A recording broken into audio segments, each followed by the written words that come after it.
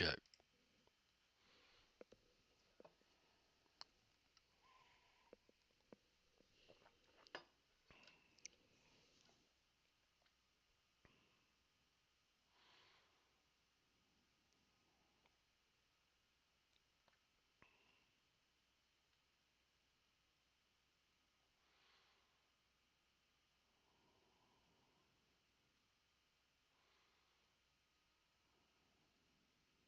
All right, good morning, traders. This is Perry, startuptrading.com. It is 10 minutes till 9 a.m. Eastern Time on Monday, December 2nd. Can you believe it's December already? So, before we get into it, let's just look at potential catalysts for the week. We are going to have some news today at 9:45 and at 10 o'clock. Uh, so there's your early catalyst. And then we are just going to have a slew of FOMC members and central bankers on the hot mics this week. And basically, it's just, let them, try to set up the market for uh, their next meetings, right? So we're going to have, from 10 o'clock nothing. And then our first one today is going to be at 3:15 by Waller. And then we're going to have one at 4:30. Most of us won't have anything on there, right? That's after the bell rings and the futures are still open. So those are going to be your first two yebbers. And then, but basically, what you got as far as major events, you got Jolts tomorrow at 10, which can be, anything from a snooze to a major event, depending on the print. And then, what we're really looking at is the first news of the week that's major. I mean, we are going to have some ISM at 10 on Wednesday, but what everyone's waiting on bated breath for, right, is 1:45 Wednesday. Powell's going to have a moderated discussion uh, at the New York Times Book Deal Summit. Whatever. But that's where he's going to be. And the title of my videos is they could sell vol into Powell on Wednesday afternoon. So that means that, every time we got, a decent little drop that looks like it's going on, it looks like volatility is picking up, the VIX is increasing, right? Watch for the VIX, right? If you think the downside's going to continue, you're going to need to see the VIX get into a sequence that allows it to continue to go lower, right? I mean, we always get retracements. Uh, you know, you only go so far down, you get a retracement back up, then you go down again, lower if you're trending, right? Uh, but what you have to see is you have to get into a VIX sequence that allows all of that to happen. Otherwise, they can just sell the rest of the volatility, the VIX, into the for the rest of the freaking day, basically after they get the initial spike. And that's normally what the pattern is when you have, something that we're waiting for. So that's the first red star. That's the first major news event for the week. The next one is just non-farm payroll on Friday, and that's usually just a reset, right? It's usually not. I can't remember the last time non-farm payroll has been a trending day. It's usually just a reset, higher or lower, throughout the week, and then we go from there. But those are your two major events, and after Powell Wednesday, the same thing. They can sell volatility in the VIX going into Friday, so it could be a reversion to the mean, kind of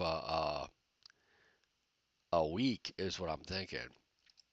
So as we look at Friday's action here, we had that shortened session, but we had after Thursday's little pop up, we had the drive back down for the Russell. We had and I loaded up the wrong day, so forgive me for that. Let's see if we can get the right day in here.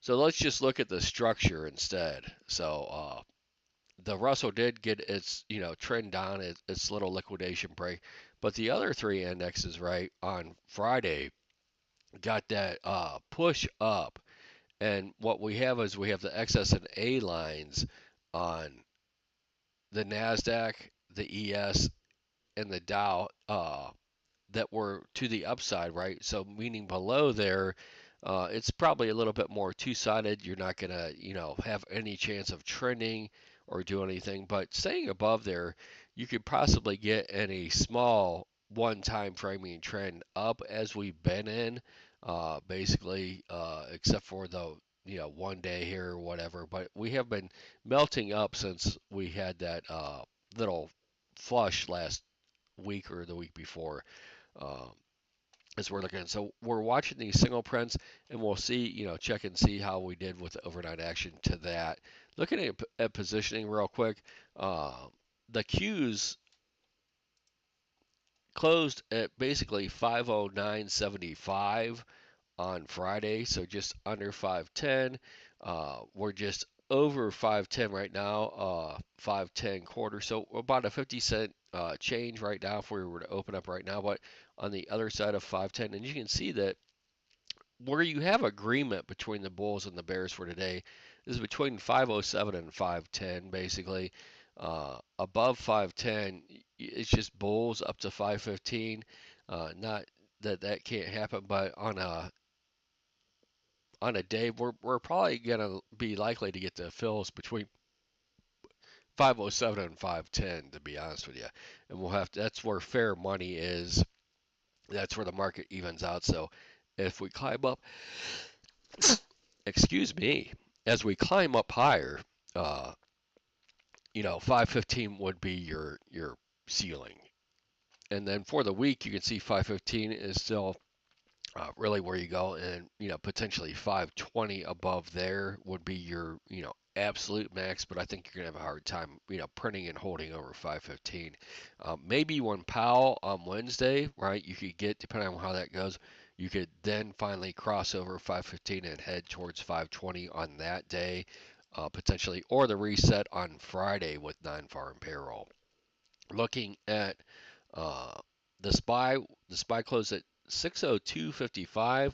We're currently trading 602.53, so basically unchanged on the SPY, right there at 602. So you got 600 to 605 is really where you're at, and we're trading just a little bit above that midpoint, right? We're basically trading right on the midpoint of this session.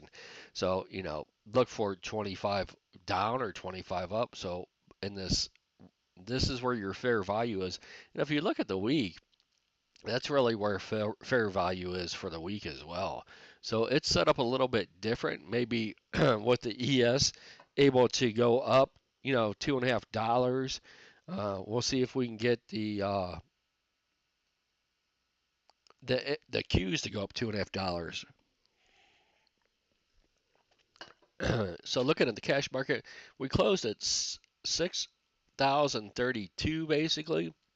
We're basically unchanged on the future, so uh, right in there is where we're at. So there's really no markers for today that are significant.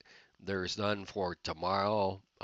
Wednesday with Powell, you're looking at 6,000 to 6,070, but those aren't even huge markers that are on the tape there. Um, so there's really nothing on the books yet this week that really stands out, even for the cash market here. Looking at where we are, we're just sitting here, right at all-time highs once again. So we had that flush down for the ES, right, and the Nasdaq, and then we just been slowly having that trending channel back up that took it out. So we're right back to where we started from, a smidgen higher on the ES. So you got an untested point of control from last Wednesday at 6,015, and then right around where we are right now, 6,052 is where your untested point of control is from Friday, or your point of control from Friday.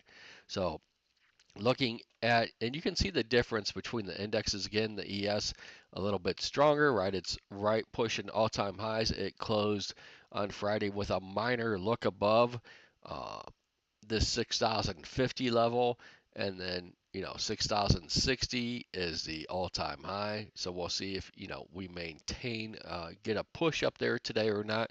But the Nasdaq would have quite a bit more work to do, right? It's got the swing high is 21,081. We're trading 21,031 basically right now. So that's 50 points up. That would be another $1.25 on the Qs.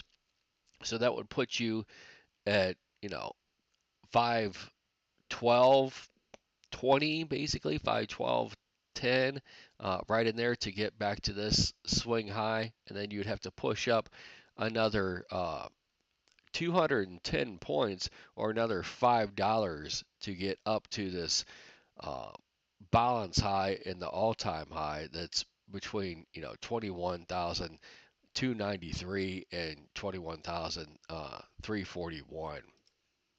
So looking at the overnight action, 18 and a half points on the ES, and it's all been within this trap of the with the bears, right? We're holding the single prints so far in the overnight session.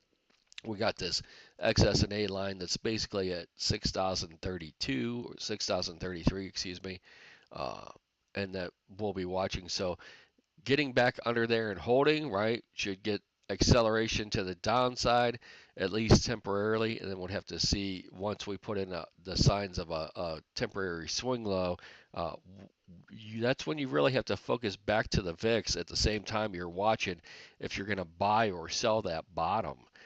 And you're going to have to do that basically all week, I think. Every time you think you're at a significant swing high or swing low, you're going to have to start marking off where the VIX was on that swing high or swing low and see if it starts trending or if it's just reversion right back down to the mean on that.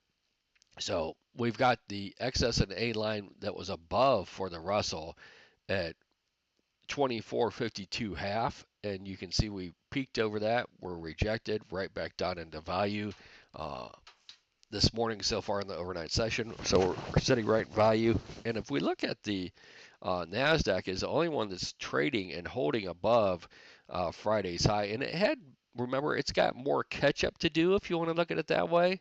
Uh, so 21,140 is a split level. Besides those Q levels I gave you, that could be a potential target, and then that's another decision point up there if you can get it. That's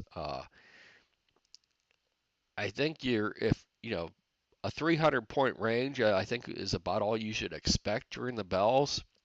And if you get more than that, it's probably going to start being fadeable unless you really see some poor structure forming and holding intraday. Uh, you know, just keep one time framing and go at it, but you're going to have to really be holding like the Superman up or something like that. So I'm just expecting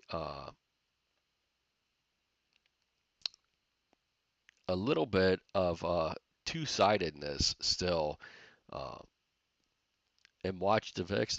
I mean, I've said that about 20 times so far in this video.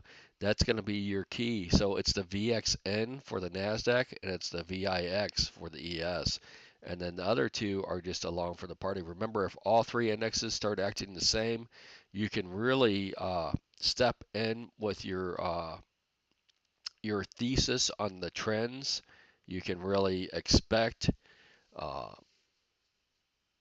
that trend to continue, and if they're divergent, right? The Russell and the Dow are selling, and the uh, Nasdaq and the ES are buying, or vice versa. Uh, it's going to be something that's more than likely not going to hold for past that day, and it's probably not going to hold for more than two time cycles either. I hope this helps. We'll see what tomorrow brings, but remember, we got some news at 9:45 and we got some news at 10 today. I hope this helps. You guys have a great day, and watch the VIX and the VXN today. That's all. That's my best advice for you as you see those swing lows and swing highs put in.